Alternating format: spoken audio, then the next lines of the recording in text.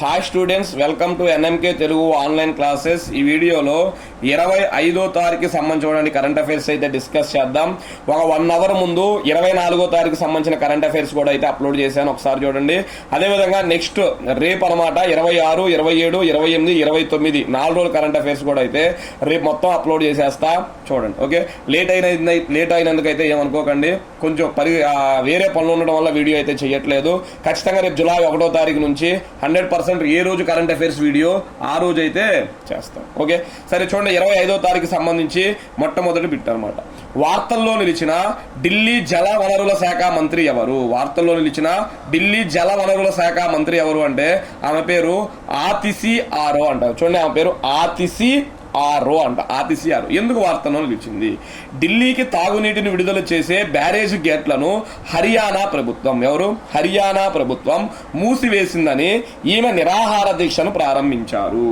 చూడండి, ఢిల్లీకి తాగునీటిని విడుదల చేసే బ్యారేజ్ గేట్లను హర్యానా మూసేసిందంట. దీంతో ఏం చేసిందేవా?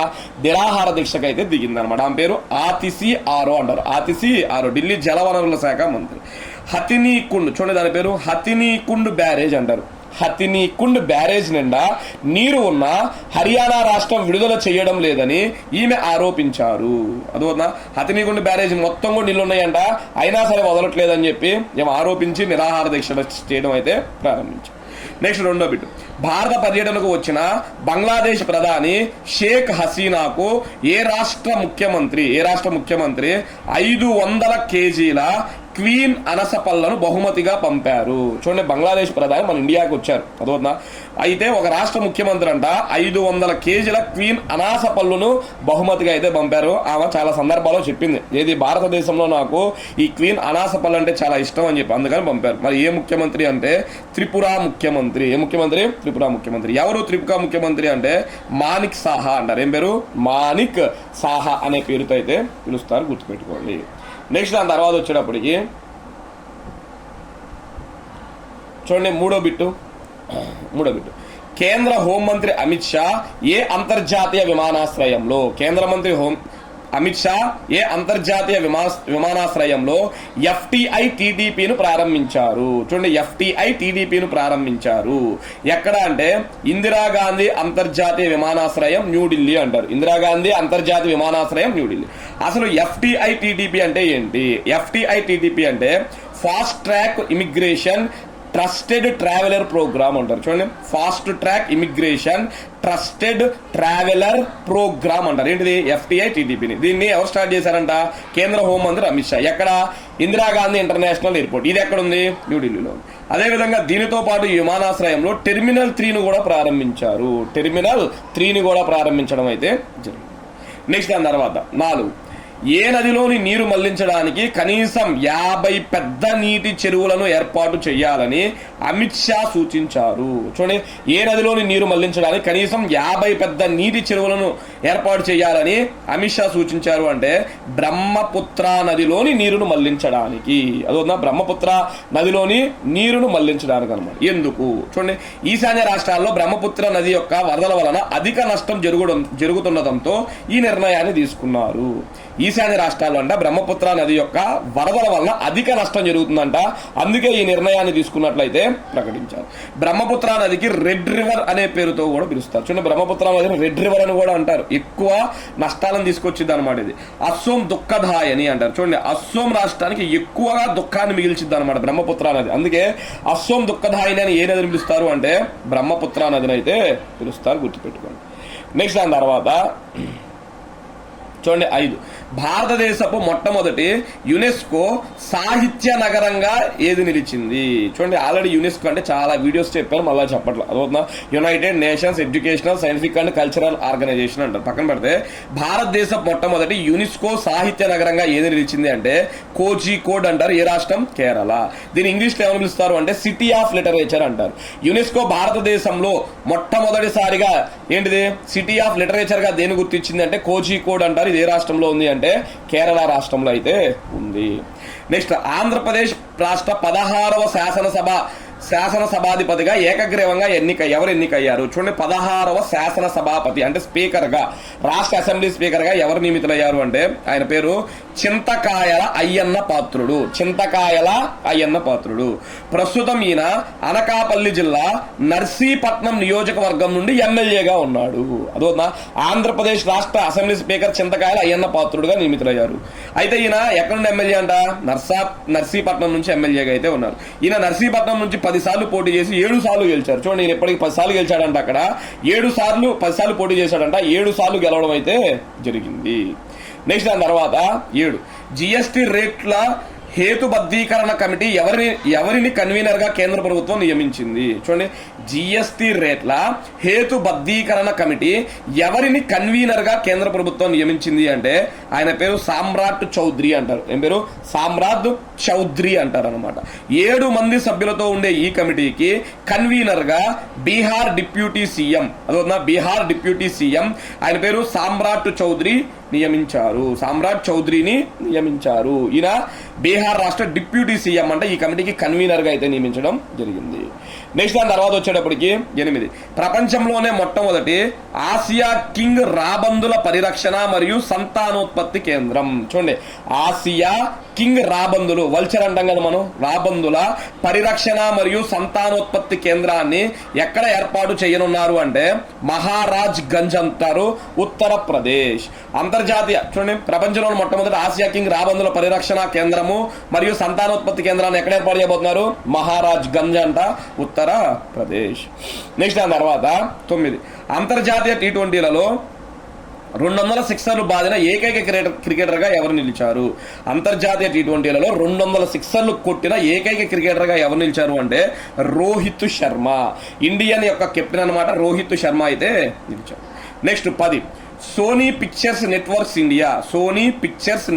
ఇండియాకు నూతన ఎండి అండ్ సిఇఓగా ఎవరు నియమితులయ్యారు? చూడండి, సోనీ పిక్చర్స్ నెట్వర్క్స్ ఇండియాకు నూతన ఎండి అండ్ సిఇఓగా ఎవరు నియమితులయ్యారు అంటే గౌరవ్ బెనర్జీ అంటారు. ఆయన పేరు గౌరవ్ బెనర్జీ అనే పేరుతో అయితే పిలుస్తారు. నెక్స్ట్ 11 ప్రభుత్వ మహిళా ఉద్యోగులు సరోగసి అంటారు. చూడండి, సరోగసి అంటే అద్దె గర్భం అనమాట. అదోనా, అంటే ఈ మధ్య మహిళలు పిల్లల్ని కనకుండా వేరే వాళ్ళ యొక్క గర్భంలో వీళ్ళ పిల్లలను ఉంచడం అనేది జరుగుతుంది. దాన్ని సరోగసి విధానం అంటారు. ప్రభుత్వ మహిళా ఉద్యోగులు సరోగసి విధానంలో సంతానం పొందినట్లయితే వారికి ఎన్ని నెలల సెలవును ప్రకటించారు? అదోనా, సరోగసి విధానంలో కనుక పొందినట్లయితే వాళ్ళకి ఎన్ని నెలలు ఈ సెలవులు ప్రకటించారు అంటే 6 నెలలు అంటారు. ఎన్ని నెలలు? 6 నెలలు. లేకపోతే రోజుల్లో చెప్పుకుంటే ఎన్ని రోజులు అంటే 180 రోజులు. సరోగసి శిశువుకు తండ్రికి 15 రోజులు. ఒకవేళ సరోగసి యొక్క శిశువు తండ్రి కూడా గవర్నమెంట్ ఎంప్లాయీ అనుకోండి, ఆయనకి మాత్రం కేవలం 15 రోజుల సంరక్ష సెలవులను మంజూరైతే చేశారన్నమాట. ఇది గుర్తుపెట్టుకోండి. నెక్స్ట్ బిట్ 12 ప్రతిపక్ష ఇండియా కూటమి స్పీకర్ అభ్యర్థిగా ఎవరిని ప్రకటించింది? చూడండి, ప్రతిపక్ష ఇండియా కూటమి స్పీకర్ అభ్యర్థిగా ఎవరిని ప్రకటించింది అంటే కె సురేష్ అంటారు. ఆయన పేరు కె సురేష్. కేరళలోని మావేలికా పార్లమెంట్ నియోజకవర్గం నుండి కె సురేష్ 8 సార్లు ఎంపీగా గెలిచారు. ఈయన కేరళ రాష్ట్రానికి చెందినవాడంట. మొత్తం ఇప్పటికి 8 సార్లు గెలిచాడు. ప్రతిపక్ష ఇండియా కూటమి ఈయన స్పీకర్ అభ్యర్థిగా అయితే నుంచోబెట్టింది. అలాగే కాంగ్రెస్ పార్టీ కేరళ రాష్ట్ర వర్కింగ్ ప్రెసిడెంట్ గా కూడా ఈయన ఉన్నారు. కె సురేష్ అనే వ్యక్తి కాంగ్రెస్ పార్టీ కేరళలో రాష్ట్ర వర్కింగ్ ప్రెసిడెంట్ గా కూడా అయితే ఈయన ఉన్నాడంట. నెక్స్ట్ దాని తర్వాత చూడండి 13ది అనమాట. ఏంటిది? 13. ఏంటి 13 అంటే స్పానిష్ గ్రాండ్ ప్రిక్స్ అంటారు. చూడండి, స్పానిష్ గ్రాండ్ ప్రిక్స్ అంటే ఈ గ్రాండ్ ప్రిక్స్ అంటే మనకి రేసింగ్ అనమాట. ఎవరు గెలుచుకున్నారు? స్పానిష్ గ్రాండ్ ప్రిక్స్ 2024 ఎవరు గెలుచుకున్నారు అంటే ఆయన పేరు వెర్స్ టప్పెన్ అంటారు. వెర్స్ టప్పెన్, VERSTAPPN, వెర్స్ టప్పెన్ అంటారు. ఆల్మోస్ట్ చాలా గ్రాండ్ ప్రిక్స్ ఈయనే గెలుచుకుంటా ఉంటాడు అన్నమాట. ఓకే, నెక్స్ట్ దాని తర్వాత 14 T20 ప్రపంచ కప్ లో అత్యధిక వ్యక్తిగత స్కోర్ చేసిన 2వ భారతీయ క్రికెటర్ ఎవరు అంటే రోహిత్ శర్మ. చూడండి, రోహిత్ శర్మ T20 ప్రపంచ కప్ లో అత్యధిక వ్యక్తిగత స్కోర్ చేసిన 2వ భారతీయ క్రికెటర్ గా నిలిచాడంట. అయితే ఈయన మొత్తం ఎన్ని పరుగులు కొట్టాడంటే 92 పరుగులు. ఏ దేశంపై కొట్టాడు అంటే ఆస్ట్రేలియాపై కొట్టాడు. 101 పరుగులు అనమాట. చూడ 101 పరుగులు కొట్టిన సురేష్ రైనా 2010లో సురేష్ రైనా మొదటి స్థానంలో ఉన్నాడు. చూడండి, T20 ప్రపంచ కప్ లో అత్యధిక వ్యక్తిగత స్కోర్ చేసిన భారతీయుడు ఒక మ్యాచ్ లో ఎవరు అంటే సురేష్ రైనా 101 కొట్టాడు. ఇప్పుడు సెకండ్ ప్లేస్ లోకి ఎవరు వచ్చారు అంటే రోహిత్ శర్మ 92 వచ్చాడు. ఓకే, నెక్స్ట్ దాని తర్వాత చూడండి 15వ బిట్ అనమాట. లోక్సభలో విపక్ష నేతగా ఇండియా కూటమి ఎవరిని నియమించినట్లు ప్రకటించింది? లోక్సభలో విపక్ష నేతగా ఇండియా కూటమి ఎవరిని నియమించినట్లు ప్రకటించింది అంటే ఆయన పేరు రాహుల్ గాంధీ. 2014 నుంచి ఏ పార్టీకి 10% సీట్లు కూడా రాకపోవడంతో ఈ విపక్ష నేత పదవి ఖాళీగా ఉంది. చూడండి, మనకి మొత్తం 543 సీట్లు లోక్సభలో, దీంట్లో 10% అంట, అంటే సుమారు 55 సీట్లు ఎవరికైతే వస్తాయో వాళ్ళు ప్రతిపక్ష పార్టీ హోదాని నిర్వహిస్తారు. కానీ 2014 నుంచి కూడా ఎవరికి 10% సీట్లు రాలా. ఇప్పుడు కాంగ్రెస్ కి మొత్తం 99 సీట్లు వచ్చినాయి కదా, అందుకని ప్రతిపక్ష హోదాను అయితే నిర్వహించనుంది అనమాట. అయితే ఎవరు నియమిస్తున్నారంట అట్లా? రాహుల్ గాంధీ నియమించడం అయితే జరిగింది.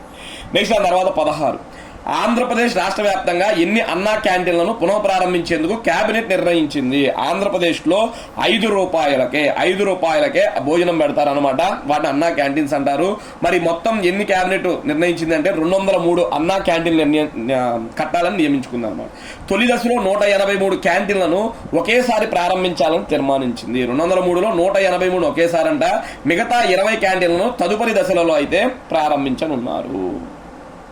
నెక్స్ట్ 17, ఆరోగ్య విశ్వవిద్యాలయానికి గతంలో ఉన్న ఏ పేరును పునరుద్ధరించాలని ఏపీ రాష్ట్ర ప్రభుత్వం నిర్ణయించింది?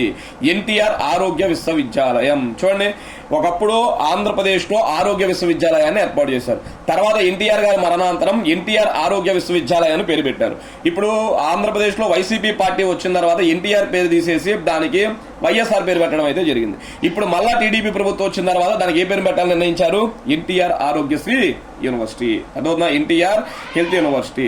1986లో ఏర్పాటైన, చూడండి 1986లో ఏర్పాటైన ఆరోగ్య విశ్వవిద్యాలయానికి 1998లో ఎన్టీఆర్ ఆరోగ్య విశ్వవిద్యాలయంగా నామకరణం చేశారు. అదొక నెక్స్ట్ దాని తర్వాత 25వ తారీఖు సంబంధించిన లాస్ట్ బిట్, T20లలో అత్యధిక పరుగులు చేసిన క్రికెటర్ గా ఎవరు నిలిచారు? చూడండి, T20లలో అత్యధిక పరుగులు చేసిన క్రికెటర్ ఎవరు నిలిచారు అంటే రోహిత్ శర్మ అనమాట. 4165 పరుగులు. ఆస్ట్రేలియాతో ఆడిన మ్యాచ్ లో ఈ రికార్డు అయితే సృష్టించాడు. అదొక అత్యధిక 4145 పరుగులతో పాకిస్తాన్ బ్యాటర్ బాబర్ అజామ్ 2వ స్థానంలో ఉన్నాడు. అదొక ఫస్ట్ అయితే రోహిత్ శర్మ, 2వ ప్లేస్ లో అయితే బాబర్ అజామ్ పాకిస్తాన్. ఓకే, ఇవి స్టూడెంట్స్ మనకి ప్రధానంగా 25వ తారీఖుకి సంబంధించినటువంటి వీడియోస్. ఓకే, నెక్స్ట్ 26 కూడా రాసేసా. నెక్స్ట్ వీడియోలో అయితే నేను వాటిని ముందుకైతే తీసుకొస్తాను. Okay, thank you.